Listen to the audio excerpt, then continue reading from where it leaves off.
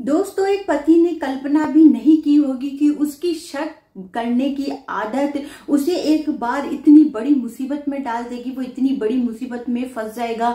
उसकी शक करने की आदत से परेशान उसकी पत्नी उसे एक बार मायके भी चली गई थी छोड़कर, लेकिन वो ये आदत छोड़ने पर मजबूर नहीं था। वो अपनी पत्नी पर शक किया करता था। उसकी पत्नी दिखने में खूबसूरत थी तो अलग अलग मर्दों से उसका नाम जोड़ता था और बोलता था कि कितने तुमने यार बना रखे, ऐसे ऐसे करके उसे शक किया करता था। उसे बहुत परेशान किया करता था। अंत में जाके उसका नतीजा इतना बुरा उसे भुगतना पड़ता है। उसकी शक करने की वजह से कितनी जाने भी चली जाती है और इतना मतलब वो मुसीबत में खुद भी फंस जाता है और उसे भी सजा होती है। इसके अलावा पूरा परिवार तहस नहस खत्म हो जाता है, सब कुछ खत्म हो जाता है। उसके जीवन में कुछ नहीं बचता है। एक शक करने की उसकी बीमारी और प्रॉब्लम की वजह से वो अपने परिवार को और खुद को सभी चीजों को मुसीबत में डाल लेता है। बिना सोचे समझे कुछ भी दिमाग में बना लेना जिसका प्रूफ या सबूत ना हो तो ये बेवकूफी कहलाती है। आज की घटना से दोस्तों आपको बहुत कुछ सीखने को मिलेगा। ये भी सीखने को मिलेगा कि जब तक किसी चीज का सबूत प्रूफ नहीं हो, किसी पे जबरदस्ती शक करना भी बहुत गलत है। किसी पे ऐसे शक नहीं करना चाहिए। इसका नतीजा कई बार बहुत बुरा भी निकल सकता है और अत्यधिक क्रोध का नतीजा भी बहुत बुरा निकल सकता है। आज की घटना को जब आप देखोगे तो आप खुद भी महसूस करोगे कि अत्यधिक क्रोध करना भी कितना खराब है। तो चलिए दोस्तों, आज की सच्ची घटना को हम शुरू करते हैं, जो कि नागपुर के पास के एक गांव की है। महाराष्ट्र में जो नागपुर पड़ता है उसी के पास के गांव की घटना है।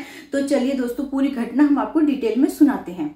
नमस्कार दोस्तों, मैं रिपोर्टर हिमानी। तो आज की जो घटना है नागपुर की है। नागपुर के पास ही में गांव रहता है, महाराष्ट्र के नागपुर के पास में गांव रहता है। पति जो है अपनी पत्नी पर अक्सर गुस्सा किया करता था इन सब बातों को लेकर कि तुम्हारे बहुत सारे यार है, दोस्त है। पत्नी एक बार गुस्सा होकर अपने मायके भी चली गई थी, फिर वो लौट आई थी, जैसे तैसे वो आई थी, रहने लगी थी। उसके बाद पति की वही आदतें शुरू हो जाती है। एक दिन आकर वो अपने छोटे 6 महीने के बच्चे को फीडिंग करा रही थी, तभी पति अचानक से आता है और एक छोटी बच्ची और थी, उसकी 1.5 साल की बच्ची थी एक और एक छोटा बच्चा था 6 महीने का।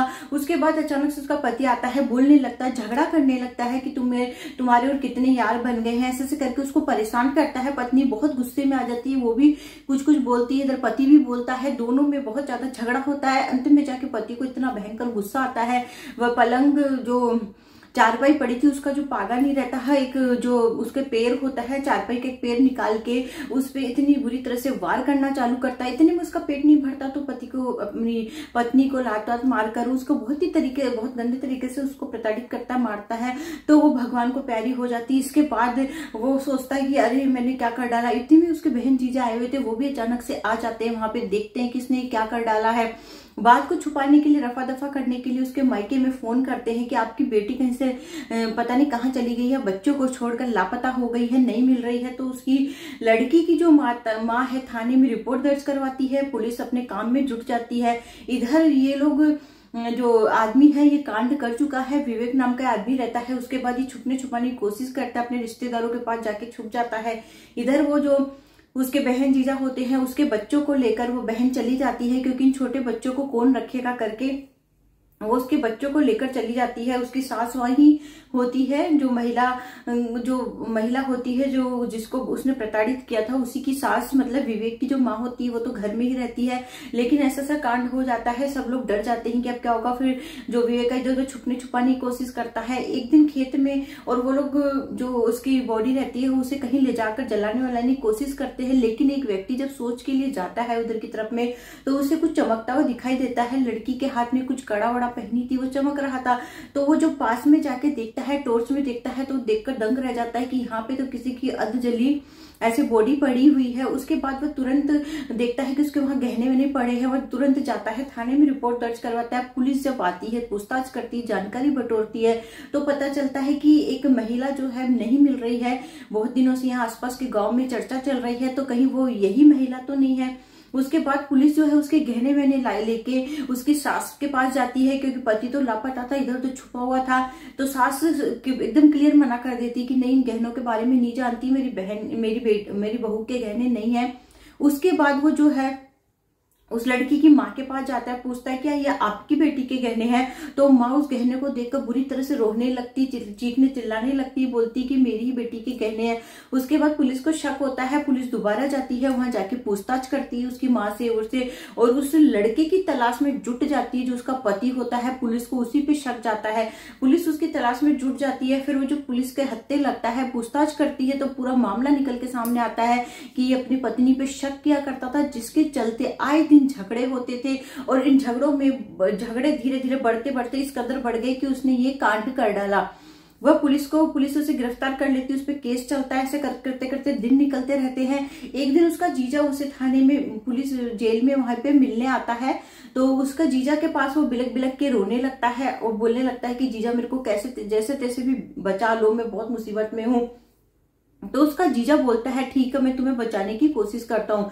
उसका जीजा है जो महंगे से महंगा वकील करता है, बहुत सबूत इकट्ठे करता है, जैसे तैसे उसको बचाने की कोशिश करता है। तो वाकई में मतलब अच्छा वकील करने से और मतलब ऐसी सी गवाही झूठी सच्ची दिला दुलू के वो जैसे तैसे उसे बचा लेते हैं। वो थाने से बाहर निकल जाता है।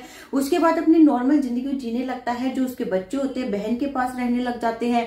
और उसके बाद ऐसे दिन निकलते रहते हैं, 5-7 महीना निकलता है। उसके बाद एक दिन वो अपनी बहन के घर मिलने जाता है। रात में बहुत तेज बारिश हो रही थी। गेट का दरवाजा जो वो खटखटाता है तो बहुत देर तक दरवाजा नहीं खुलता है। उसके बाद में वो पड़ोस में जाता है, बोलता है कि मेरी बहन का दरवाजा मैं बहुत देर से बजा रहा हूँ, खुल नहीं रहा है, तो आप एक बार फोन करिए। फोन करते हैं तो उसके बहन जीजा आते, दरवाजा खोलते हैं, बोलते करिए बच्चे जो है बहुत तेज साउंड में टीवी चला रहे थे तो हमें सुनाई नहीं दिया था। उसके बाद वो अंदर जाते हैं, खाना पीना खाते हैं, बातचीत करते हैं, सब लोग सो जाते हैं। उसके बाद जो विवेक नाम का आदमी है रात में 1 बजे उठता है और अपनी मोटरसाइकिल से आया था, अपनी मोटरसाइकिल पे जाता है, कुछ हथियार निकालता है और अपने जीजा पे वार करता है। जीजा का खेल खत्म कर देता है। तभी बहन की अचानक नींद खुलती है तो बहन पे भी वार करता है, तो बहन का भी ये खेल खत्म कर देता है। उसके बाद उसकी एक 14 साल की बेटी होती है, उसका भी ये खेल खत्म कर देता है। उसके बाद जो उसकी ये होती है सास आती है भागते दौड़ते, तो उसका भी साथ भी यही कांड करता है। अब 3 बच्चे बच जाते हैं, जिसमें उसका एक बेटा बेटी, उसका खुद का एक बेटा बेटी होता है। इसके अलावा बहन जीजा की एक बेटी होती है जो अंदर पलंग पे सोए हुए थे। वो लोग तीनों पास पास में चिपक के सोए हुए थे। फिर वो बाद में जाकर बहन जीजा की जो बेटी होती है उस पर वार करने की कोशिश करता है, तो गलती से उसी के बेटे पे लग जाता है। तो फिर बाद में वो लोग बच्चे उठ जाते हैं, जोर जोर से चिल्लाने रोना धोना चालू कर देते हैं। डर के मारे वो उसी को फेंक के वहां पे और दीवार फांद के वो भाग जाता है, बाइक भी वहीं छोड़ देता है। उसके बाद चीखने चिल्लाने की आवाजों से आसपास के लोग आके इकट्ठा हो जाते हैं। पूरा मामला जो दोनों बच्चियां हैं पुलिस जो आसपास के लोग आते हैं उनको बताती है। फिर पुलिस को बुलाया जाता है। पूरी जांच पड़ताल करने के बाद पुलिस जो वो आदमी है विवेक नाम का, उसके ढूंढने में पीछे लग जाती है। उसका फोन ट्रैक वगैरह किया जाता है, अपना फोन जो है वो बंद कर देता है। ऐसे ही कुछ दिन निकलते हैं। अचानक एक दिन उसका फोन से एक मैसेज जाता है तो पुलिस तुरंत एक्टिव हो जाती है, तुरंत वही लोकेशन पे पहुंचती है। एक दुकान वाले के पास में वो फोन होता है, उसे धमकी देके पूछा जाता है। पुलिस सख्ती से पूछती है कि ये फोन तुम्हारे पास में कैसे आया, तो बताता है कि यहीं के पास में एक आदमी रहता है, उसने मुझे ये फोन दिया है। पुलिस की टीम तुरंत जाती है, उस घर को घेर लेती है। घेरने के बाद देखती है तो विवेक नाम का आदमी वहीं से निकलता है, उसे वहीं गिरफ्तार कर लिया जाता है। उसके खिलाफ केस चलता है और उससे पूछा जाता है कि आखिर में तुमने अपने बहन जीजा को क्यों मारा, वो तो तुम्हारी हेल्प कर रहे थे, तुम्हारी मदद कर रहे थे। तब उसने बताया कि मेरी बहन जीजा, मेरा जो जीजा था वो मुझे बोल रहा था कि तुम्हारे ऊपर केस चला था, तुम्हें मैंने बचाया था, तो उसमें लाखों रुपए खर्च हुए, तो तुम अपने नाम की वो जमीन है वो बेच दो, हमें पैसा दो।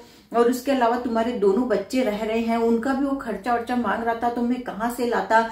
एक बार मैं अपने बच्चों को लेने भी गया था तो बहन ने बोला कि तुम्हारे जो बच्चे हैं उन्हें अभी यहीं छोड़ दो, क्योंकि तुम्हारे घर में कोई महिला नहीं है, तो कैसे तुम इन बच्चों को पालोगे। तो मैं उन्हें वहीं छोड़ के आ गया था, लेकिन मेरे जीजा को मैं पैसा कहाँ से देता इतने लाखों रुपए, तो मैंने ये प्लान बनाया था। ये सुनकर पुलिस भी दंग रह जाती है कि जिस जीजा ने उसकी मदद करी उसने पैसे के खातिर अपने ही जीजा का खेल खत्म कर दिया। तो ये बात सुनकर पुलिस को भी बड़ी हैरानी होती है कि दुनिया में कैसे कैसे लोग रहते हैं जो मदद की है बहन जीजा, सगे बहन जीजा, जो उसके खुद की बहन का पति है उसी को उसका खेल खत्म कर दिया। तो ये बात बहुत ज्यादा आश्चर्यजनक लगती है, पुलिस को भी लगती है, और इस घटना के आसपास की जगहों में बहुत ज्यादा चर्चा होती है कि कैसे कैसे लोग होते हैं जिसमें दया, धर्म, ममता नाम की कोई चीज नहीं होती, कोई इमोशंस नहीं होता। उसने अपनी पत्नी का ऐसा हाल किया, उसके बाद अपने बहन जीजा के साथ भी किया। ऐसे व्यक्ति को तो जीने का कोई अधिकार नहीं है। उसके खिलाफ कोर्ट में केस चल रहा है, उसे फांसी की सजा सुनाई दी है, जबकि वो व्यक्ति जीना चाहता है, बचना चाहता है।